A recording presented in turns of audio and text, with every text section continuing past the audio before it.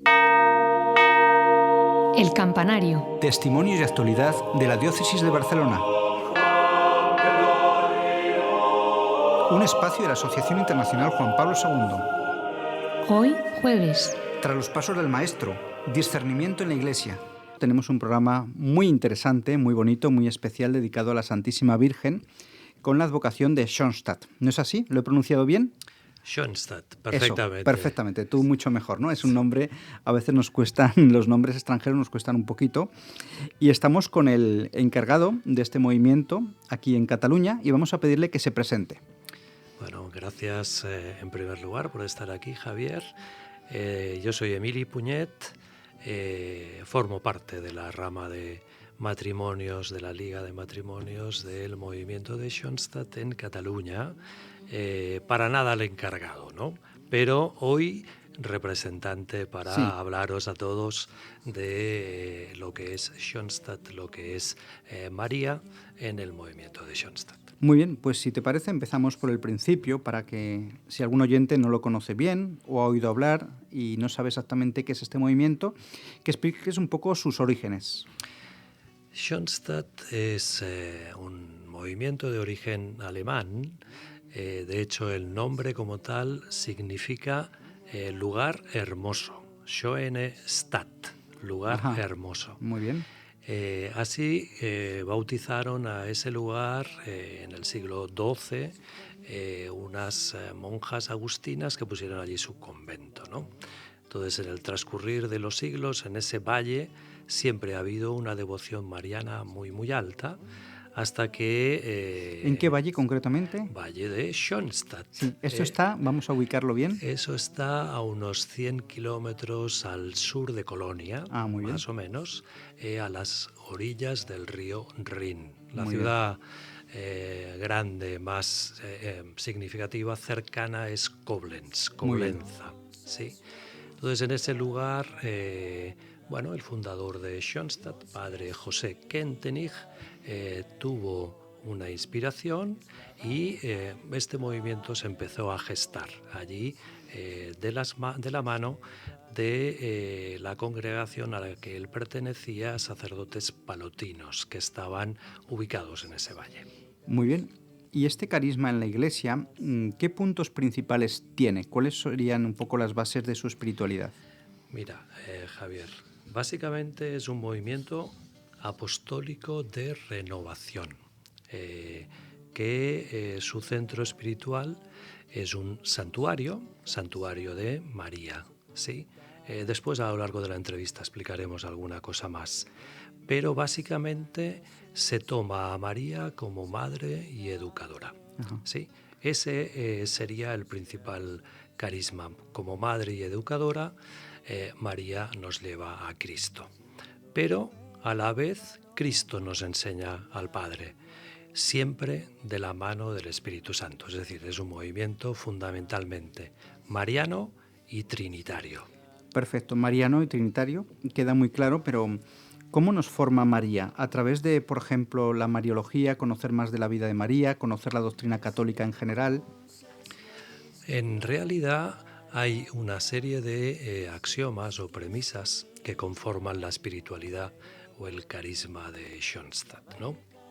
Padre Kentenich habla desde el primer minuto, estamos hablando del año 1914, es decir, es un movimiento que tiene ya más de 100 años, habla de formar personalidades firmes o recias, él dice, libres, y en ese minuto él habla de sacerdotales, hoy diríamos apostólicas, ¿no? Claro. Firmes, libres y apostólicas. ¿Qué significa básicamente? Se parte de lo que nosotros conocemos como fe práctica en la divina providencia. Es decir, yo tengo una misión, tú tienes una misión. Cada uno de nuestros oyentes tiene una misión que Dios les ha puesto en su corazón. Schoenstatt, con su carisma y espiritualidad y de la mano de María educadora, te enseña y te ayuda a encontrar cuál es tu misión. Vale, ¿y cómo se discierne esto a través de la dirección espiritual? dirección espiritual hay una serie de metodologías. Tenemos, por ejemplo, talleres de personalidad que nos ayudan a descubrir quién soy, que me ayudan a descubrir qué talentos Dios me ha dado, también qué debilidades. Las debilidades no dejan de ser un regalo de Dios, ¿no? Y con esos talentos y esas debilidades, ¿qué o para qué estoy aquí? Conocer, por así decirlo, cuál es el vicio capital en nosotros, ¿no? El que tiene más fuerza para arrastrarnos al pecado, y también esos talentos, esas virtudes, ¿no? O para qué tiene uno capacidad, ¿no? Efectivamente, con una particularidad, si quieres, que es un poco distintiva de Schoenstatt, y es que es una espiritualidad o un movimiento tremendamente positivo. Ajá. Es decir, no se fija en tus debilidades, en mis debilidades, sino en mis talentos, ¿sí? Claro. Y aquellas debilidades que yo tengo, ¿cómo puedo tomar la fuerza de la propia debilidad para convertirla en virtud? Y si ¿Sí? una persona, por ejemplo, estoy poniendo el caso, ¿no? Que es muy sencilla, casi un poquito medio analfabeta, no tiene ningún talento, igual a lo mejor el talento que tiene es la humildad, ¿no? Y saberlo reconocer y puede llegar a una gran santidad, ¿no? Eso es así. De hecho, insisto una vez más, María como madre y educadora, nosotros schoenstattianos hacemos una alianza con ella, personal, a veces matrimonial incluso, donde el axioma, el lema es nada sin ti, nada sin nosotros, ¿no? Claro. Nos entregamos completamente a María para que ella nos conduzca, nos eduque, ¿sí? Antes de hablar de la alianza y ese proceso previo, ¿no? Porque uno no se puede no puede tener un compromiso así, ¿no? Sin una preparación previa, ¿no? Y sin saber lo que está haciendo. Vamos a preguntarle si en el movimiento hay gente de diferentes gremios, de diferentes profesiones. ¿Quién puede pertenecer al grupo? Nuestro fundador, el padre Kentenich, decía que a Schoenstatt como tal puede pertenecer cualquier persona, cualquier bautizado, de la capa social que sea, de la formación que sea. Todos tienen cabida en Schoenstatt. De hecho, uno de los principios de Schoenstatt es formar hombres nuevos para una nueva comunidad, ¿sí? Y formar hombres nuevos, pues hay múltiples iniciativas de formación dentro de Schoenstatt. Él pretendía que este movimiento de renovación eclesial primero empezara a ser dentro de la familia movimiento como tal de renovación, que todo el mundo tuviera su espacio, su fin. Ya lo hablaremos después, pero hay desde personas que van al santuario a cantarle a María una vez a la semana o una vez al mes, que se conoce como el movimiento de madrugadores, hombres únicamente, que cantan y rezan el rosario y después se dan unos buenos desayunos como corresponde. O hay jóvenes chicas o jóvenes chicos que tienen sus etapas formativas. Y sobre todo lo que hay es familia. O sea, hablar de santuario es hablar que hay una familia alrededor de este santuario de María. Matrimonios comprometidos que los dos tienen una misión muy concreta de formación, de acompañamiento, primero en tu propia familia. ¿Sí? Cuando hablabas de hombre nuevo, se sobreentiende que es hombre nuevo renovado en Cristo, ¿no? Realmente, ¿cómo es ese proceso de conversión, ¿no? Al que aspiráis todos, ¿no? O sea, nunca acabamos de convertirnos, pero es necesario que cuando uno conoce a Cristo, quiere ser fiel devoto de María, la mejor devoción es la imitación, ¿no? Entonces, ¿cómo es ese proceso de conversión para pertenecer al grupo? Mira, una de las particularidades que te comentaba es que se forman hombres libres, ¿no? Por lo tanto, originales. Cada uno de nosotros tenemos nuestro propio proceso de conversión, pero si hay una cosa que nos une es la cercanía a María, ¿sí? En el santuario, ya te lo cuento ahora, se producen un aspecto muy singular, y es que María nos regala en cada uno de los santuarios de Schoenstatt que existen 3 gracias. La primera es el acogimiento, es decir, no importa las heridas que tenga, no importa los dramas que estés viviendo, no importa el pecado en el que estés. En el momento en que entres en un santuario, entras en casa de tu madre. Para que María te acoja tiene que ser, porque María, lógicamente, quitando en Lourdes y en Fátima, no se suele aparecer, ¿no? O sea, o en otros sitios, ¿no?, que se ha aparecido realmente, oficialmente reconocido por la Iglesia. Esta acogida de María viene a través de sus hijos, ¿no? De sus hijos y de ella propiamente dicha, ¿no? Efectivamente, tú lo has dicho, en estos santuarios de Schoenstatt, más de 200 en todo el mundo, no ha habido ninguna aparición de María. Todo nace en el 18 de octubre de 1914 de una intuición, de una moción, si quieres, del padre fundador, donde él invita a María a instalarse en ese santuario. ¿Sí? Claro. Fíjate que estamos hablando del 18 de octubre de 1914, un poquito antes del verano, acaba de empezar la Primera Guerra Mundial. ¿Sí? Esto nace toda esta moción en un seminario de religiosos palutinos, donde el José Kentenich es el director espiritual de unos chicos. Y estos chicos se van a ir a la guerra. Y en el verano de la guerra, dándole vueltas a cómo puede protegerlos, cae en sus manos una publicación de un abogado italiano, de la historia de un abogado italiano, que se llama Bartolo Longo, ex masón, ex ateo, que él invitó en el siglo XIX a María a instalarse en un santuario al lado de Pompeya. Ajá. Y esto se convirtió en un centro de peregrinaciones hasta hoy muy importante. Padre Kentenich dice, bueno, si este hombre lo pudo hacer, yo también. Y ese día invita a María a instalarse al santuario y dice, él era pedagogo, educador, dice, bueno, vamos a ver si esto es una locura mía o se dan frutos aquí. Claro, ¿Sí? Ahí va yo, ¿no? Dices que no ha habido ninguna aparición mariana propiamente dicha, pero sí que hay una presencia muy fuerte de María, y esto se ve por sus frutos. Por lo menos uno de los que se ve más fácilmente es el testimonio de conversión, ¿no? Gente que no rezaba, que no quería saber nada de la Iglesia y de repente pues en el santuario tiene una gracia donde quiere cambiar de vida.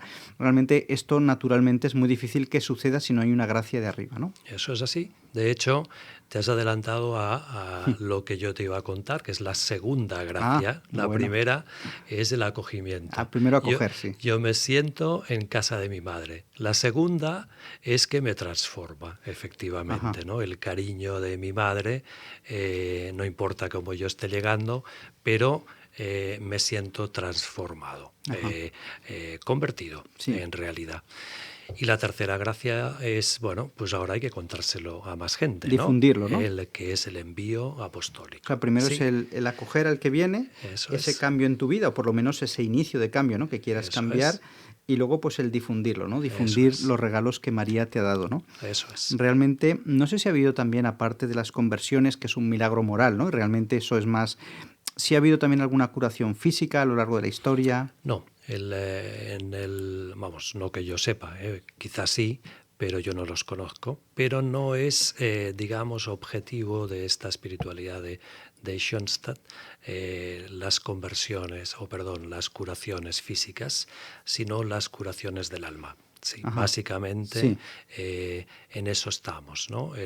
Sí que es verdad, pues como siempre, que después de más de 100 años de historia, pues ha habido del propio fundador, hijos del fundador, que están en proceso de canonización y, por supuesto, pues se busca siempre para las canonizaciones o beatificaciones milagros físicos, ¿no? Entonces, hay como 10, 12 hijos de Schoenstatt que están en estos procesos. Hay algunos que ya son beatos, sí, pero en este caso los que son beatos, todos sacerdotes, es por causa del odio a la fe, porque murieron todos en el campo de concentración de Dachau en la Segunda Guerra Mundial. Sí. Claro, o sea que no se han producido milagros, ¿no? Todavía, pero bueno, esto tampoco es vuestro carisma en la Iglesia, que mayor milagro que una conversión, ¿no? Realmente no hay Efectivamente. que buscar a lo mejor el signo sensible, ¿no? Hay santuarios de Lourdes, por ejemplo, que ahí sí que se han producido a lo largo de Eso la es. historia curaciones. Sí. También recordemos en Fátima el milagro del sol, ¿no? Sí. Realmente famoso, Ujú. pero quizás pues hay otras maneras de acercarse a María, no con algo espectacular, sino con el cambio de vida, que ya lo es también, ¿no? Efectivamente, el carisma y la ayuda de María como madre y educadora es formar, como te Ujú. decía, hombres nuevos, ¿no? Que ayuden a construir esta nueva comunidad. Ujú. También en la iglesia. Si quieres, te cuento un poquito más de la historia Sí, sigue de contando. Schoenstatt para que se entienda. Padre Kentenich, en el año 14, él debe tener 30 años, no llega a Mm. 30 años en ese momento. Eh, es el director espiritual de unos chicos de 15, 16 años que van a ir a la guerra y les quiere dejar el regalo de saber que van a la guerra, pero en manos de María. Es por Claro, eso que invita a María ese 18 de octubre a instalarse en el sí, santuario y es aquello lo que conocemos como la primera alianza de amor, ¿no? vale. A partir de ese momento, estos chicos parten a la guerra, muchos mueren en la guerra, pero otros en las trincheras les cuentan lo que ellos han vivido del amor de María y cuando termina la guerra, Alemania pierde esa Ajá. guerra, muchos de esos compañeros que jamás habían estado en Schoenstatt empiezan a llegar a Schoenstatt, a curar sus heridas espirituales, ¿no? Y a acercarse a la iglesia Me otra vez. imagino que los que murieron en la guerra, ¿no? Que lamentablemente esto es un hecho, pues murieron con ese consuelo, ¿no? De saber de que estaban protegidos, ¿no? Eso es. De hecho, hay alguno de estos primeros congregantes que hicieron la alianza de amor o cercano a ellos que hoy está en proceso de Y beatificación por... murieron recibiendo los sacramentos, supongo que antes de ir a la guerra, o sea, pues tendrían esa Sí, disposición, ¿no? tendrían, seguro, tenían esa disposición sin ninguna duda. De hecho, uno de ellos, el más conocido, José Englin, murió pocos días antes de terminarse la guerra. ¿Sí? Le cayó un obús encima y se desintegró. Pero él era un hijo espiritual del padre Kentenich que siempre dijo que por supuesto que iba a estar en gracia de Dios y siempre de la mano de María. ¿Sí? A partir de ese Es curioso, momento, ¿no? Como el grano de trigo a veces si no cae en la tierra y da fruto. Y fíjate, una persona desintegrada por un obús, sí, pero realmente su alma, que es inmortal, pues estará en el cielo, ¿no? Porque ya estaba consagrado a María y estaba en gracia de Dios, ¿no? eso es. Como te cuento, Javier, empiezan a acercarse personas interesadas y lo que hasta ese momento había nacido dentro de una congregación religiosa empieza a extenderse hacia los laicos. Claro. ¿Sí? Y es a partir de 1920 que empieza a organizarse Schoenstatt como un apostolado dirigido hacia los laicos. Empiezan a acercarse las primeras mujeres. De hecho, los que conocen Schoenstatt y conocen a las hermanas de María de Schoenstatt, que es uno de los institutos seculares que conforman el universo schoenstattiano, su vestido, su hábito es muy, muy parecido a los vestidos que llevaban las enfermeras de la Primera Guerra Mundial. Ajá. ¿Sí? Blancas, en este caso, Ujú. en el caso de las hermanas de María, azules, ¿no? Un Claro. vestido muy elegante. Y se empiezan a acercar algunas de estas enfermeras que trataron a los heridos de Schoenstatt en la guerra, atraídas por lo que ellos contaban. Y empiezan a organizarse las primeras mujeres, tan así que el año 26 se funda este instituto, el primero de ellos, Instituto de las Hermanas de María, ¿sí? Instituto de Mujeres Consagradas, ¿no? Así que estamos muy cerca, 5 años apenas, de cumplir los 100 años de este Claro. instituto. Sí, Luego dice la Virgen, ¿no? Que si la humanidad no se convierte vendría otra guerra peor, como fue la Segunda Guerra Mundial, y ahí también hubo presencia, ¿no? De Schoenstatt en esta guerra, sí. ¿no? De hecho, el padre Kentenich, que tenía una labor fundamental de formación de sacerdotes. Él era muy conocido predicador en los años 20 y los años 30. En algún momento se llega a decir que en aquellos años 1 de cada 3 sacerdotes alemanes había escuchado los sermones del padre Kentenich, ¿no? Claro. Se había acercado a Schoenstatt. Bueno, él empieza a ver en el año 33 el advenimiento del nazismo en Alemania y no le gusta nada lo que ve. Y lo primero que hace, él tenía una cierta visión profética, es enviar a alguna de estas hermanas de María fuera de Alemania. Sí. Las envía a Sudáfrica y a Latinoamérica, concretamente a Argentina, Chile, Uruguay, Brasil, Sudáfrica, ¿no?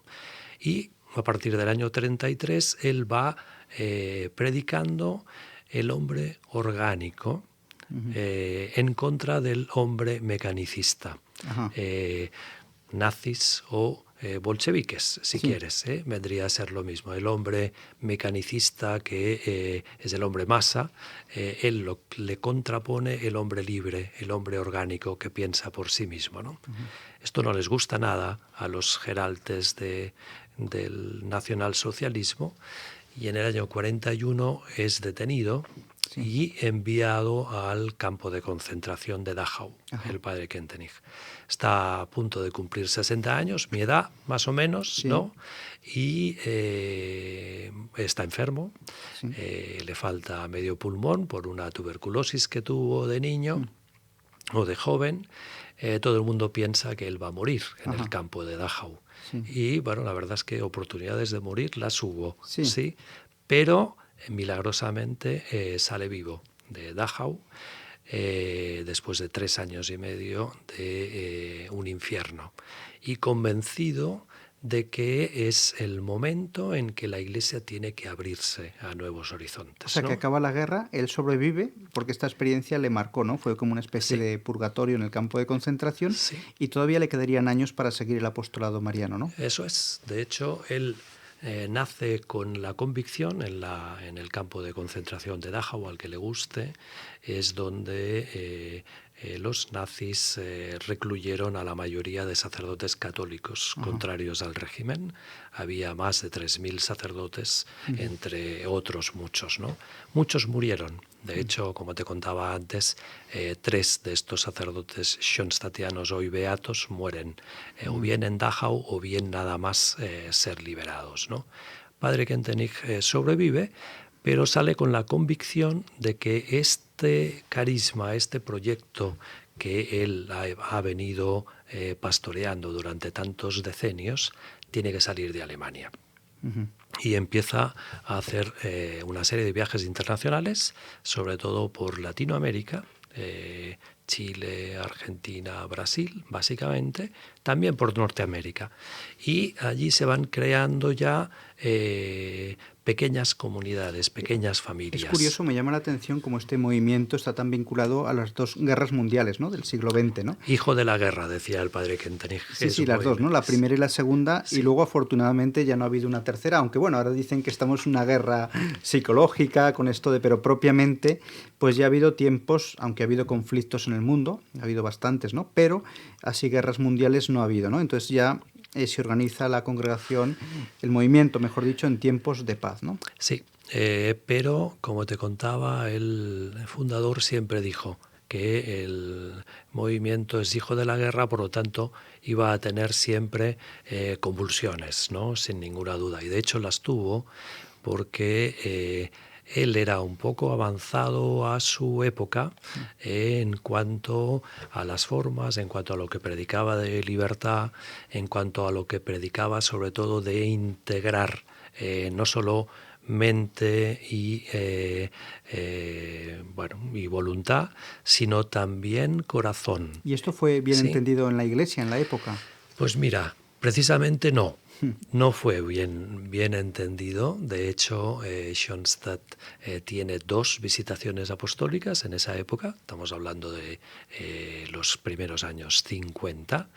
Y aunque les gusta mucho a los obispos y al visitador apostólico lo que ven, hacen mención a que hay que cambiar alguna cosa. Claro. Que que tiene que ver con las vinculaciones, con las causas segundas, ¿no? Padre Kentenich hace mucho hincapié en que Dios nos ha hecho como nos ha hecho y que se vale de las causas segundas para llevarnos a Él, ¿no?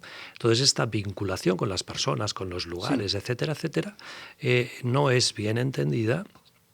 Padre Kentenich era un hombre de mucho carácter y él estaba convencido de que por donde iba tenía que ser. La Iglesia no lo tuvo tan claro y acaba un proceso de varios años. Pero él tuvo la humildad como buen hijo de la Iglesia de acatar, ¿no?, lo que decían los obispos. Bueno, de hecho, lo que le dicen los obispos es lo apartan de su movimiento. Claro. Lo mandan al exilio. En Estados Unidos. Vaya pobre hombre, ¿no? Después de las guerras y el campo de concentración, pues tiene un exilio, o sea que todavía tiene un exilio que quizás fue una guerra más dolorosa para él, ¿no? Claro. Entonces él le impiden cualquier contacto con su Claro, porque uno fue obra. de cuerpo, ¿no? Estaba preso de cuerpo, pero en la otra de alma, en cierta manera, ¿no? Sí.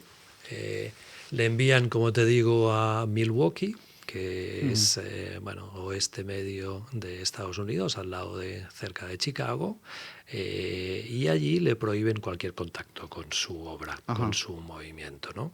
Mientras la Iglesia pues va viendo si el movimiento sale adelante o no sin su fundador. Bueno, entre estas estamos hablando, como te cuento, del año 51. Pasan los años, va habiendo sus dificultades, el movimiento sigue adelante, el fundador sigue en el exilio y, caramba, viene el Concilio Vaticano II, ¿no? Y en el Concilio Vaticano II, en la Iglesia se abren algunas puertas. Hay algunas capaz que un poco demasiado abiertas, si tú quieres, ¿no? Pero hay algunas puertas que se abren, el Espíritu habla. Y yo te diría que milagrosamente, porque tampoco ha pasado muchas veces, el padre Kentenich después del concilio es restituido en todos sus cargos, ¿sí? Lo mandan a llamar del exilio y puede regresar a Schoenstatt. Pues si te parece vamos a hacer una pequeña pausa musical para elegir una canción muy bonita relacionada con Schoenstatt, que la ha elegido tu hija, y espero que les guste a los oyentes y podamos descansar un poco de esta historia apasionante de este movimiento.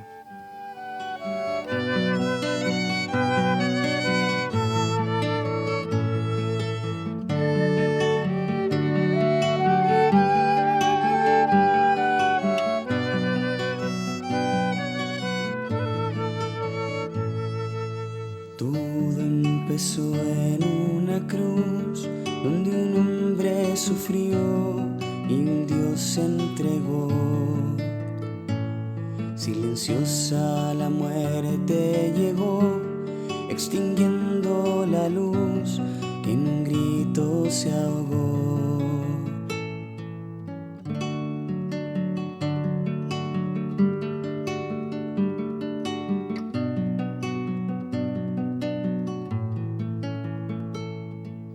Viendo su faz de dolor, una madre lloró y su amigo cayó. Pero siendo una entrega de amor, su camino siguió y en algún otro lado una luz se encendió. Siendo hombre, amigo, esclavo y maestro, siendo carga pesada, profesor y aprendiz, entregó hasta su cuerpo en el pan y en la vid. Desde entonces lo he visto caminar a mi lado, ese Dios que se humilla y muere por mí. Es la barca en mi playa, el ruido del silencio, que se acerca a su hijo y me abraza feliz.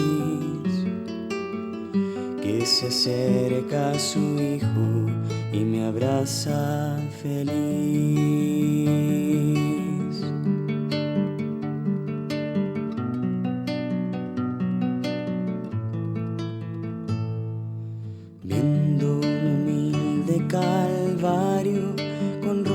Cristo cansado soporta la cruz, y al verme rezando a sus pies, se olvida de él, me toma en sus brazos y me acoge otra vez.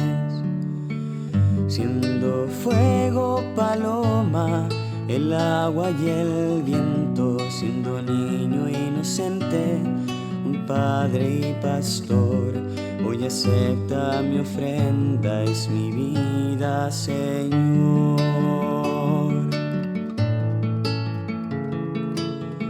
Desde entonces lo he visto caminar a mi lado, ese Dios que se humilla y muere por mí.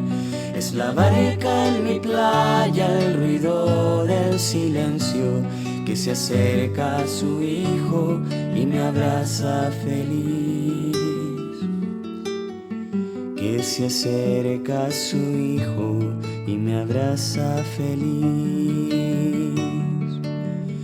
Y si ahora yo acepto esta cruz, es por esa persona. Continuamos con la historia apasionante de Schoenstatt, una historia que nace entre guerras. Bueno, en la Primera Guerra Mundial ya, pasa la Segunda, ya hemos pasado el Concilio Vaticano II y el padre fundador ya recibe de manos de Pablo VI la aprobación pontificia de su orden, ¿no? Entonces ya le da vía libre para que siga el movimiento, ¿no es así? Sí, bueno, el puntualizarte que no es exactamente una orden, sí, Schoenstatt es un movimiento sí.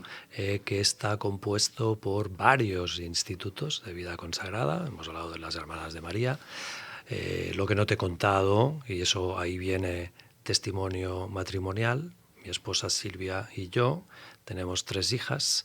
Nuestra hija mayor es hermana de María. Ajá. De Schoenstatt, ¿no? ¿Hermana es religiosa a todos los efectos? Religiosa a todos los efectos, es un instituto de vida consagrada, donde bueno, pues ellas hacen sus votos. ¿Son de vida mixta, contemplativa? Son de vida activa.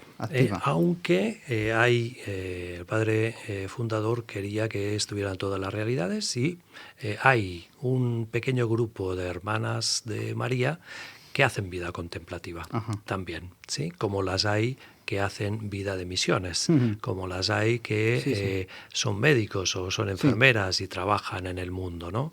Y como la mayoría de ellas trabajan alrededor de los santuarios para darle servicio a la familia. Dime la verdad, cuando tus hijas empezaron con la vocación de Schoenstatt para entregar su vida al Señor, no sé si fuisteis muy favorables al principio o al principio llegó esa tentación de decir, no os metáis ahí, no sé, esto no lo veo claro.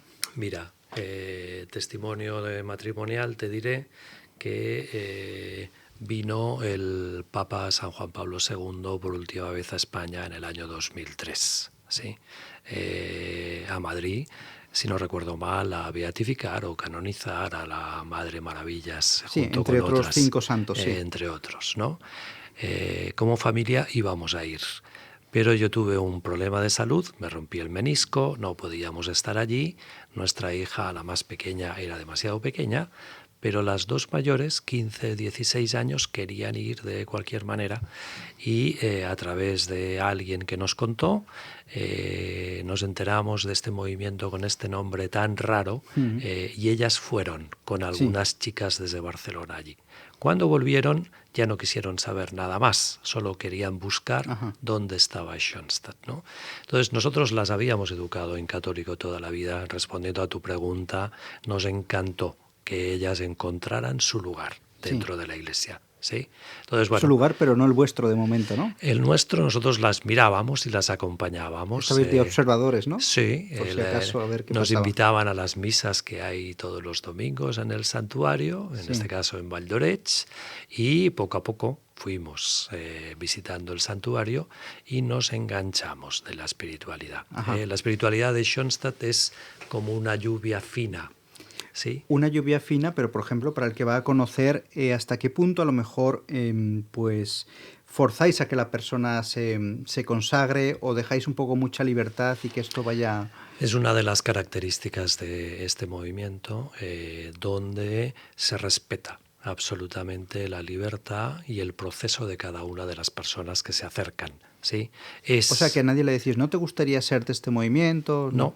Eso ya es alguien que se ofrece. Es alguien que viéndolo dice, caramba, me encantaría participar, que es lo que nos pasó. Esto está muy bien, nosotros, ¿no? Porque nadie se siente presionado así, ¿no? Realmente, Eso si no es. proponéis a nadie, ya, mira, venir aquí, nosotros ven y verás, ¿no? Ven y verás, efectivamente, esto es así, ¿no? Entonces, cada quien tiene sus circunstancias de la vida, sus momentos también, ¿no?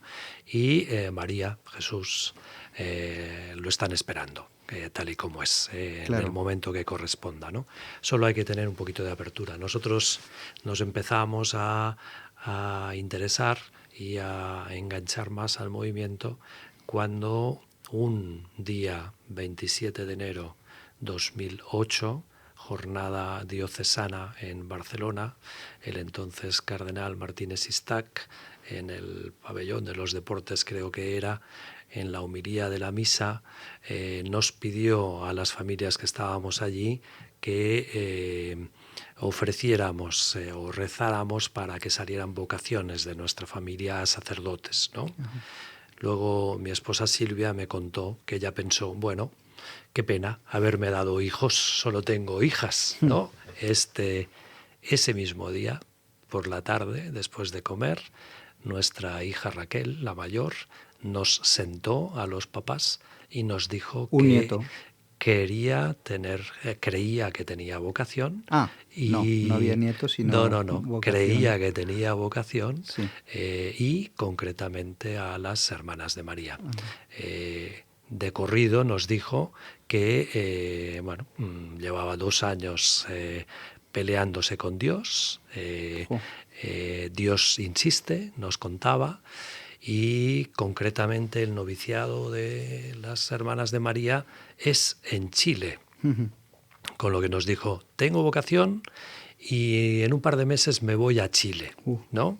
Entonces, ese mismo día... Doble desapego, ¿no? Por un lado te desapegas de lo que es la vida... Bueno, ella estaba en mitad de la carrera de arquitectura en ese minuto, pero ella vio claro que Dios la llamaba y no quiso esperar al final de la carrera, sino que se puso a disposición y nosotros la apoyamos absolutamente. Aparte de la vocación sacerdotal dentro del movimiento, ¿no? Y vocación a la vida religiosa, vamos a hablar de la alianza de los laicos, ¿no? Para que una persona laica, madre de familia o alguien soltero, pues pertenezca al movimiento, tiene que haber un mínimo compromiso, ¿no? Que se llama alianza. ¿Cómo es y qué condiciones tiene? Primero, el que quiere hacer la alianza lleva un tiempo acercándose al santuario, que es un lugar de gracias, lleva un tiempo conociendo al movimiento. Porque en el santuario, ¿qué suele haber? ¿La Santa Misa? ¿Suele haber cantos? Depende del santuario, como te decía Javier, hay muchos santuarios que son una réplica idéntica del santuario donde se hace la primera alianza en Alemania en el año 1914, muy chiquititos, y depende de la vida alrededor del santuario, pues hay más o menos oferta, vamos a decirlo así, ¿no? En concreto, en Cataluña, en el santuario que tenemos aquí, hay misa todos los domingos, ¿no? Pero por chiquitito que sea, siempre cuesta mucho dinero, ¿no? Construir un santuario. Bueno, por eso, para construir un santuario, primero tiene que haber vida, ¿no? Ha habido una serie de familias que hace tiempo que vienen viviendo esta espiritualidad de la alianza, ¿no? Que consiste básicamente en entregarse a María. Y entregarse para que ella haga con nosotros lo que ella tenga previsto, lo que Dios tenga previsto, pero a través de su mano. Y nosotros, y ahí viene nuestro compromiso, nos comprometemos a vivir nuestra vida con la santidad de la vida diaria, o, dicho de otra manera, haciendo de manera extraordinaria lo ordinario. ¿Sí? Está muy bien la santidad de la vida diaria, pero me gusta preguntar si esto se traduce en algo concreto, compromiso de misa, de rosario, de unas prácticas de oración. Dentro del movimiento se utilizan medios de la Iglesia, medios ascéticos que la Iglesia ha venido usando a través de los siglos, ¿no? En nuestro caso, pues hay pues lo llamamos horario espiritual, donde cada quien, según su propia libertad y según su propio compromiso lo ve, le ofrece a María, pues qué sé yo, un rosario una vez a la semana, una vez cada día, ir a misa entre semana, todos los días, lo que cada uno considera que puede ofrecer y Dios le está pidiendo, ¿sí? De manera absolutamente libre. ¿Sí? Este horario espiritual, el compromiso es revisarlo todas las noches, a ver si eso que me he comprometido he sido capaz de conseguirlo, de cumplirlo, y si no, lo vamos revisando a través de una revisión mensual. Hay un confesor, un director espiritual del movimiento. Voy a hacer de abogado del diablo y perdone, ¿no? Vamos a suponer que una persona pues hace esta alianza, dice, pues bueno, yo rezo el rosario una vez a la semana, hace el mínimo, y a lo mejor pues llega un periodo de crisis, se cansa, dice, uy, ya pues no sé esto del rosario, tal. Entonces, ¿qué pasa en estos casos? ¿Hay alguien que a lo mejor no persevera en el grupo, o es difícil, una vez esté bajo el manto de María, que alguien salga? Mira, sigo insistiéndote en la libertad de los hijos de Dios, ¿no? Es verdad que a través de la familia se le ofrecen a todas las personas que hacen la alianza, pues retiros de Adviento, de Cuaresma, jornadas de inicio, jornadas de final, convivencias familiares, misiones familiares. Se le dan toda una serie de herramientas para que le ayuden a perseverar en ese compromiso que él ha adquirido. Claro. Pero te hago el acento una vez más en la libertad de cada una de las personas, ¿no? No se va a obligar a nadie. Yo he hecho una alianza con María. ¿Y esa alianza se renueva año a año? ¿Cómo? Mira, como la primera alianza se hizo un día 18, en este caso de octubre, se ha tomado desde hace muchos años la costumbre que todos los días 18 de cada mes se hace esta renovación de la alianza en el santuario, ¿no? Entonces ahí suele haber una misa y todos los que han hecho la alianza están invitados a renovarla todos los meses. ¿Sí? Y allí nos juntamos. Hay una cosa que es muy bonita. En el Schoenstatt es un movimiento de muchos signos, ¿no? Entonces, uno de los signos es yo le ofrezco a María mi compromiso. ¿Sí? ¿Cómo se lo ofrezco? Pues con este horario espiritual, o con estos sacrificios, o con el sacrificio de mi vida misma. A lo mejor estoy pasando una angustia, o estoy pasando un miedo, o estoy pasando pues una enfermedad. Todo esto se lo ofrezco y se simboliza en un gran cántaro que hay en el santuario, estilo bodas de Caná, ¿sí? Donde en el Evangelio los sirvientes llenan de agua, ¿no? Nosotros llenamos ese cántaro con unos papelitos donde le damos gracias, le ofrecemos, le pedimos a María. Esos papeles que van llenando ese cántaro de mes a mes, de 18 a 18, después de la renovación de la alianza, de manera simbólica, se queman. Se queman, y ese humo que sube al cielo de alguna manera es ese ofrecimiento, ¿no? Ese ofrecimiento nosotros le llamamos capital de gracias. Ese capital de gracias va subiendo para que María disponga de él. Queda poco tiempo de programa. En la radio el tiempo pasa rápido, prácticamente en Asquith 6 minutos, ¿no? 5 o 6 minutos.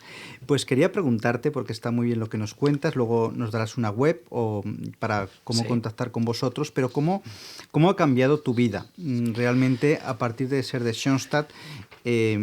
¿Cómo la presencia de María en tu vida te hace ser, no sé si más feliz, a lo mejor porque a Santa Bernardita no le prometió la felicidad en esta tierra, sino por lo menos más confiado en María, ¿no? En medio del sufrimiento de cada día? Mira, los hombres, o al menos a mí particularmente me pasaba, yo además soy de ciencias, ingeniero de sistemas, católico, converso en mi juventud, pero María la tenía un poquito allí. Bien, sí. Porque parece que era como una cosa de mujercitas, ¿no? El rosario, tal, que no... Hasta que me ha dado Schoenstatt. Schoenstatt en realidad me ha regalado el identificar a María con mi madre, ¿sí?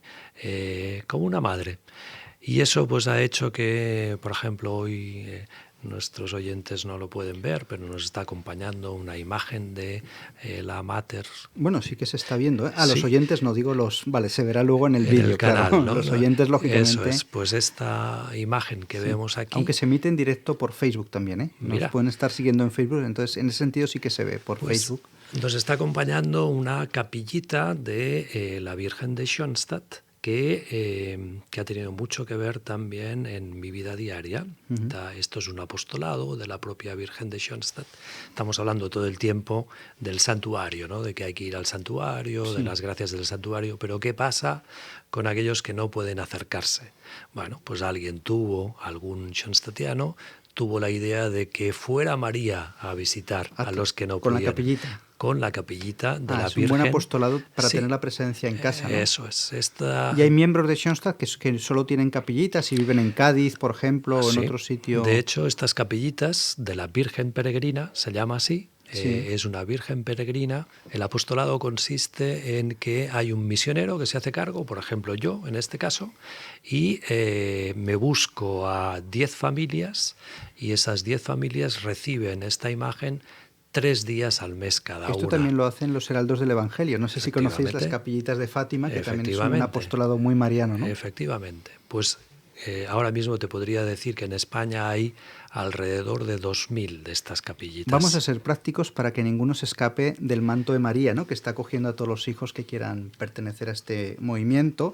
Danos una dirección web o cómo se puede contactar con vosotros, ¿no? Tanto a nivel de Cataluña o a nivel de España o de otros países, porque esto también en YouTube se verá por toda Hispanoamérica. Sin duda, en schoenstatt.com es la web oficial del Repítelo movimiento. despacito. Schoenstatt.com. Muy sencillo, Sí. es el nombre del movimiento, que es el en nombre- alemán, un poco es el- complicado de el nombre del de pronunciar, movimiento. pero schoenstatt.com. Y en España, schoenstatt.es. Vale, ¿sí? o sea, es poner el movimiento.com y .es y ahí está toda la Y información ahí para está toda la el vida, contacto. eso es, toda la vida, los contactos en Cataluña, en Barcelona, estamos en Valldoreix, Sí. Carrer del Prat 10, el santuario está abierto todo el día, de 7:30 de la mañana a 9 de la noche, Sí. constantemente, cualquiera está invitado a visitarlo. Pues yo a ver si este sábado, bueno, este o el que sea, el que tú puedas, pues me puedo acercar, quedamos y conozco el santuario, rezamos el rosario Con o lo que haga muchísimo falta gusto. y bueno, ya ponernos pues en manos de María para, bueno, es importante, ¿no? Consagrarse a la Virgen, hay muchos métodos, ¿no? También está el de San Luis María Griñón de Montfort. Eso es. Y tener siempre presente a la Virgen pues a través del rosario diario, de las 3 Ave Marías y bueno, hay muchos más. Bueno, está la devoción del escapulario, de los primeros sábados. Realmente el mundo de María es un mundo, ¿no? Sí, devociones, como tú cuentas, hay muchísimas para acercarnos a María. En este caso, como te cuento, el movimiento la tiene en medio de su espiritualidad, pero sobre todo con María, alegres por la esperanza y seguros de la victoria hacia los tiempos más nuevos. Esta es una frase del padre Kentenich que dijo 8 días antes de morir, ¿no? Con María, alegres en la esperanza y seguros de la victoria. Pues si te parece, ponemos este programa sencillo, en manos de la Virgen. Hemos intentado abarcar todo el océano de la historia de muchos años en un pocito de 50 minutos, pero yo creo que lo esencial ha quedado claro, ¿no? Y si no lo hemos explicado bien, que sea María la que supla y llene los corazones. Y nos despedimos, si te parece bien, con esa canción tan preciosa del movimiento. Muy bien, muchas gracias, Javier.